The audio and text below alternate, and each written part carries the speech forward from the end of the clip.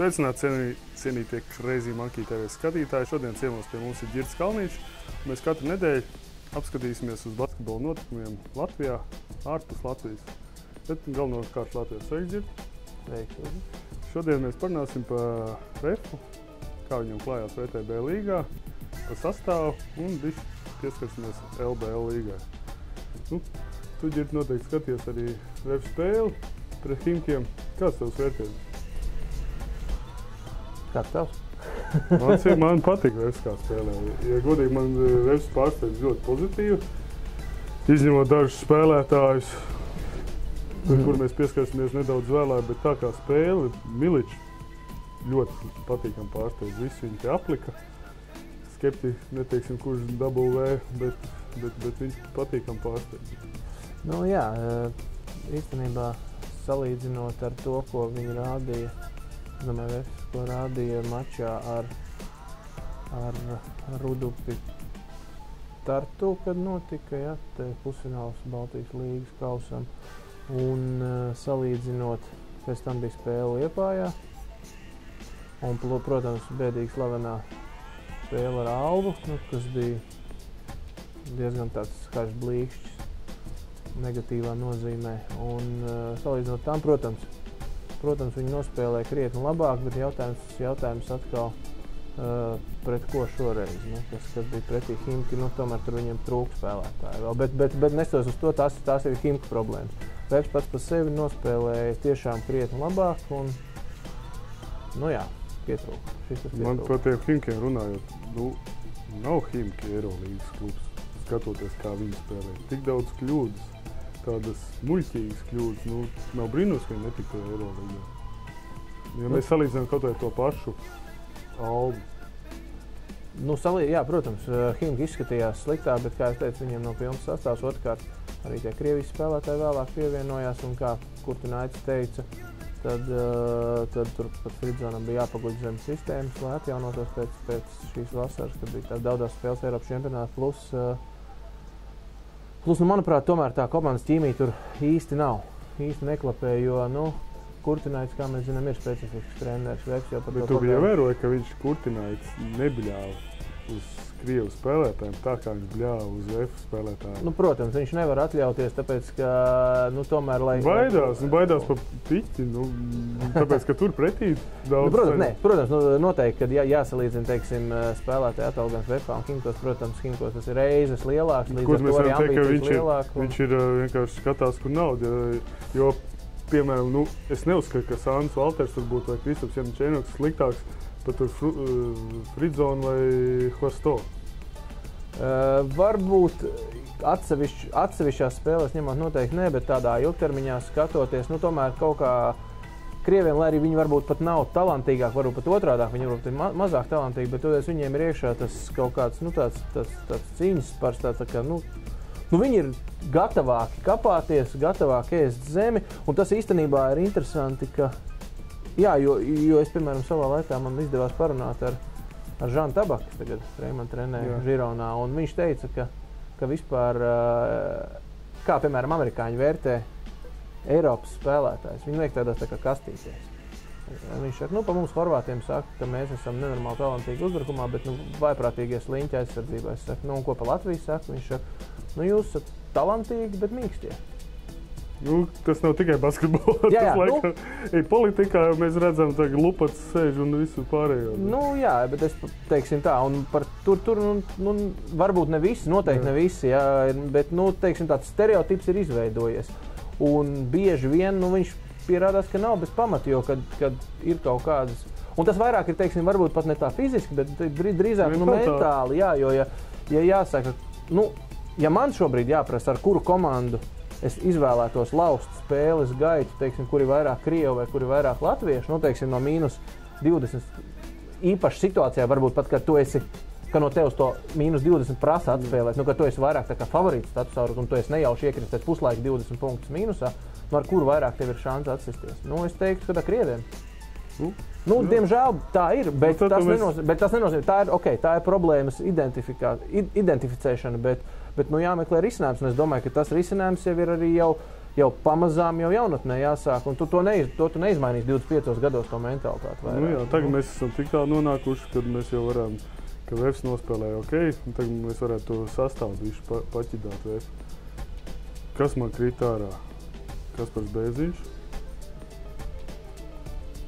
Kavaļauskas un nomināli, kas bija pirmais saspēles vadītājs, ko Miličs ir, nezinu, kas viņam traumas vai nav traumas, atgādina man.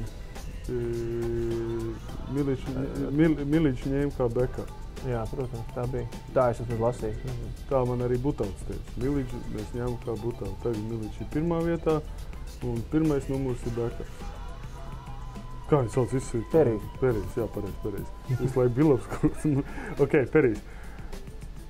Tie 3 spēlētāji, kas nepārliecināja, viņi uzgāja uz laukumu, komanda spēle palika vājā. Un tur sākās liels problēmas, ka Kaspars Bērziņš uz laukumā bija mīnus 19 punktu dabūja. Kaspars Bērziņš. Negribas neko teikt, viņam tā operācija bija, viņš nav varbūt formā, bet nu, ja viņi grib sasniegt kaut ko vairāk, ir jāspēlē katrā mačā. Jā, bet es varbūt to sastāvu paskatītos mazliet savādāk, nevis šobrīd sākotnēji vispār kā sastāvs kā tāds. Teiksim, uz ko ir spējīga šī komanda? Ja viņi ļoti bieži spēlē to transition offense, kas pieņem, runāsim uzbrukumu šobrīd. Jā. Tātad, ja viņi spēlē ļoti bieži to transition offense, ko tagad jau puse Eiropa vai pat lielākā daļa Eiropas griež, tur arī bieži vien sanāk situācijas, kad tas ir tas tālais pustālais vai pat trīspunktnieks ir brīvs gan garajiem, gan mazajiem vēl kaut kas. Jā, it kā bērns majas. Jā, bet bērs jau pagājuši gadu pārstāja mest, kur viņi kurtinēja iedzina zem grozu, un es uzskatu, viņš izdarīja pareizi. Iedzinot viņu tur tāpēc, ka nav normāli, ka cilvēks ar 2,14 un tādiem talantu dotumiem ganās tikai ap 3 punktu līniju un vispār zem grozu neiet. Mazliet tomēr ir kaut kas arī zem grozu jādara. Bet paņemsim vispār komplektāciju kā tādu. Kāpēc Liepāja nospēlēja labi pagājušajā sezonā ar VF jau? Un jau arī šo sezonu pirmo spēli nospēlēja labi ar VF. Tāpēc, ka, kā paņemsim tātad, spēlēt šo transition, ko viņi bieži dara. Kas ir metēja VF? Sandis? Kristaps? Jā. Dairis, ok, jā. Tātad, garajā galā, Sims, ok, var mest, bet viņš nekad nebūs tas, kas metīs 5, 7, 10 reizes no pustālas distances. Keins uz grozu neskatās principā, Kavaļauskis uzmet vienreiz, Butauts viņu uzreiz... Vienu viņš iemet, vienu aizmet garām. Jā, bet Butauts viņam par to, ka viņš to klusa uzmet, viņu uzreiz vienkārši kā redzēja viņam, visi, kas skatījās spēli, visi redzēja. Bērziņš arī principā vairs uz grozu neskatās. Jahovičs liek pa 4. Visu cieņu Butauts ir kā uzticās Gatim. Jā, bet jebkurā gadījumā viņš arī nebūs tāds, kas to situāciju, kas metīs pie pirmās iespējas, kā to prasītu, teiksim, tādiem tā spēle varbūt, un tā pārliecība, ja tu vari iemest, tad es metu. Ja es zinu, ja man tikko man ir tā puša šanse, es metu tā kā tur Sandis dara, Kristaps, tur Dairis arī, jā, varbūt. Tālāk, Miličs nevar trāpīt no distances. Un Perijs vispār es nesaprotu, ko šobrīd... Miličs, būsim objektīvi, ja viņš trāpa... Bet viņš nav tas ātrais metējs, viņš var tā pēc drībliņa mierīgi... Bet jebkurā gadījumā, metējs viņš nav. Nav. Tātad, paskaitīsim. Un plus jaunos tāpat, teiksim, Kaufman Bērziņš viņš neskaita. Tātad mēs paņemam no rotācijas 10 spēlētājiem. 7 nav metiens.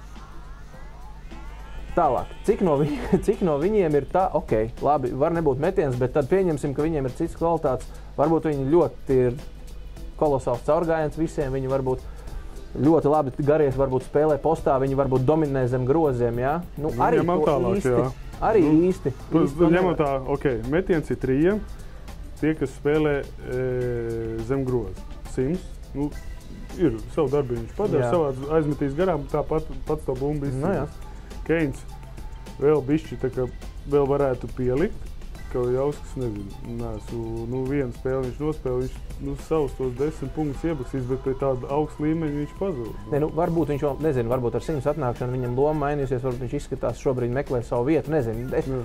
Šobrīd tas absolūti nav teiks, ka tu pēc mēneša tā komanda nevar mainīties, bet vienkārši tas, kas ir uz dāvnas, teiksim, tas metiena jautājums. Nākamais, kas, manuprāt, ir stūrakmens, kas šai komandai pietrūkst, pat ar visu to, kad ir, teiksim, nav tādi klasiskie saspēles vadītāji, kam es piekrītu, kā Miličs un, teiksim, Perijs, kas varbūt nevar, bet tad ir jābūt tādam saucamies wingmanam, 3. numuram, kurš var, teiksim, 2-2-2-3 augam, kurš var nospēt gan pa 4., gan pa 2., gan pie vajadzības pa 1. Nu, paņemsim labi, neņemsim no top laukiem kā Šiškauskas, tur 2-2 vai ne, bet kas to point forward varbūt var nospēlēt pozīcijām. Kas spēlēja Ventspilī, kad es spēlēju?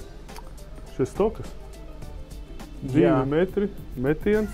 3., 4. numurs, labs caurgājums. Šestokas pat pa 3. viņš var 4-3, bet jā. Bet viņš iznāca ārā. Vai tas pats, paņemsim tā pašu, ņemsim kaut vai vienalga labi tos top līmeņa Kleiza, Šiškauskas, Bodiroga savā laikā, ja. Protams, viņi maksā daudz, bet tad te ir jautājums, vai tev ir labāk savākt komandā 5, 6 viduvējs, vai tomēr nepažēlot un pastīst tie atslēgas spēli, paņem 3 ārzemniekus. 1., 3., 5. pozīcijā, 1., 2. Viens, kas var abas aizsargu pozīcijas, plus pamatājas atspēles vadītājs. Tālāk viens, kas 3-4 var nospēlēt, un viens, kas var 5-4 nospēlēt. Kā domā, ko Butals domā šajā gadījumā? Kāpēc viņš tā nav izdarījis? Es nezinu, teiksim tā. Viņš nav aplausies, ka viņam teica, atkal dari, ko gribi, un tā beigās, ka tas tirgus izrādās nav tik plašs, kā sākumā bija paredzēts. Protams, nav jau arī tik viegli. Es absolūti saprotu, ka tā komplektēšana jau nav tā, ka tagad mēs ar tevi runājam, protams, vai ne, un kā jau teicu, Lietuvā ir 3 miljoni basketbola speciālisti, mums jau arī pietiek viņu, vai ne, bet, jebkurā gadījumā es tomēr gribētu saprast to loģiku, jo, ja reiz saka, ka VFam budžets atļauj, un it kā, cik es lasīju, ka pat vēl arī paliekot pāri drusku naudu, ja, tad, protams, tie jautājumi paši no sevis uzdodās. Kāpēc tā? Jo es uzskatu arī tieši tāpat, kā tu teici, ka saspēles vadītājs, protams, ir problēma, un tā labāk paņemt vienu kārtīgu, un aiz viņa, lai nāk Kaufmans, un arī Bertāns var, ka pierādījās, īstumā Dairis vispār nospēlēja, manuprāt, stabilākais un labākais spēlētājs komandā. Bišķi aizsardzība, mazliet aizsardzība. Jā, mēs šobrīd uzbrukumu runājam. Aizsardzība, pēc aizsardzība panāk uzbrukumu šobrīd mēģinām. Piekrīt, uzbrukumā agresīvu spēli, tādu, ko, ja Sandis atcerētos, ka viņam ir garām gājies, kas viņam ir kapitāls, viņš būtu vēl viņam tā latiņa paceltos augstāk. Sandis ir tagad atkal aizmirst, ka viņš var, kā viņš izgāja garām, atries stūrī piespēlīt, brīvs metiens. Sandim ir perfekts garām gājiens. Viņš var iziet un apspēlēt jebkuru. Vienkārši viņš paļaujās tikai uz savu metienu. Tātad pirmais numurs, kas būtu tālāk, kas arī varētu iziet cauri, teiksim, spēlēt kvalitatīvi pēc pick and rolliem, pēc augstiem, ko viņi bieži vien spēlē, kad vairs laiks nepaliek vai kā, kad ir runa par to, ka jāpaņem bumbu rokās un jāšķir. Tāpat, ja būtu tāds trešais numurs, kurš arī varētu padzīt vai 1-1, vai padzīt visu malā, vai nospēlēt 1-1 vai vēl, vai, teiksim, ja tur mismatch situācija rodās, nospēlēt postā zem groza, ja, tas viss, plus 100 ir ok, 100 ir ļoti, ļoti labs pirkums. Tikai jautājums ir, iepriekš viņš bija mazliet, viņš bija tāds, kā to melnādēnie sauc, ka viņš drusku tāds, tā kā no geto vai kā, nezinu, kā lai to pasaka. Mazliet agrāk. Kāds viņš agrāk, es nezinu, viņš noteikti mainījies tādā gadījumā, jo šobrīd viņš izstāst ļoti labi. Viņš ļoti labi, tur teiksim tā, bet iekļāvās tajā komandā īsā laikā, ja. Bet, nav atkal tad caurgājiens. Nav caurgājiens, tātad nav metienu, nav arī īsti, kas iziet cauri. Miličs var iziet cauri. Bet viņš saka, taupa spēkus. Un Dairis var iziet cauri. Tā. Regulāri ņemt un arī, īstenībā to var gan Sandis, gan Kristaps. Es nezinu arī, kāpēc nedara viņi to, jo Kristapam varbūt vēl tā kāja traucē, nezinu. Es ar Kristapu it kā runāju, viņš saka, nav tāda īsta tie uzdevumi iet cauri, vairāk ir paļauties uz to metienu, bet, ja to uzmet, kā pēdējā spēlē uzmet 15-2, tad jāsāk varbūt 3 punktu metienu, tad jāsāk varbūt domāt, ka uz tiem metieniem nepaļaujamies, varbūt ejam uz tiem sodiem, metam tos sodu metienus. Agresīvāk paspēlēt. Tā kā, ja pat uzbrukumu runājot, es saku, manuprāt, ka nav tādu sabalansētu, teiksim, ka viens otru papildinātu komandā, ka, lai tur būtu variācijas iespējas, teiksim, ir vairāk metējs uz lomā, vairāk, kas ir caurgājieni vai saliec, kad ir gan caurgājiens, gan metiens, gan zem groza postā, kas var nospēlēt, ja. Gan, teiksim, kas labi pick and rolls vai tā saucamās pick and pops garie, teiksim, arī, īsti, Bērziņš to varētu, bet viņš nedara, nezinu, kāpēc to, vai viņš nejūt to ritmu, vai vēl tā trauma, vai kas. Tas ir pats interesants, kāpēc viņš to nedara. Keins Kavaļauskas, principā, to, ok, Kavaļauskas tur 1-2 metienus, Keins vispār nemetīs pa groza, grūti pateikt. Tad tas piedāvājums būtu tāds, ka Kavaļauskas Keina vietā, Keins man patīk īstenībā, tas ar to savu cīņas par viņš varbūt kompensē tos 4 punktus, ko viņš varētu pienest uzbrukumā. Tāda, ka jau nepārliecināja, lai arī teikt, ka viņš ir cīnītājs, kaut ko nepārliecina viņš tas spēlētājs. Vismaz pirmā, varbūt atvērsies, nezinu. Tas Kavaļauskas šobrīd ir liela jautājuma zīme, es viņu vietā, principā tā, viņa un Perija vietā būtu jāpaņem viens Viņš pat kārtīgs trešais, 3-4. Lai neapvainojās, bet ja Vefs taisa tādu mārketingu, ka tur visi smuki, ja tur Sandis, Kauļauskas tajā Vefs konceptā, neiekļaujās. Viņam tur būtu paņēmuši kaut kādu saldo, kurš māk vēl spēlēt. Viņam būtu vismaz ko pārdot, kā skatītāji iet kaut ko atraktīvu melno kā Breks, kurš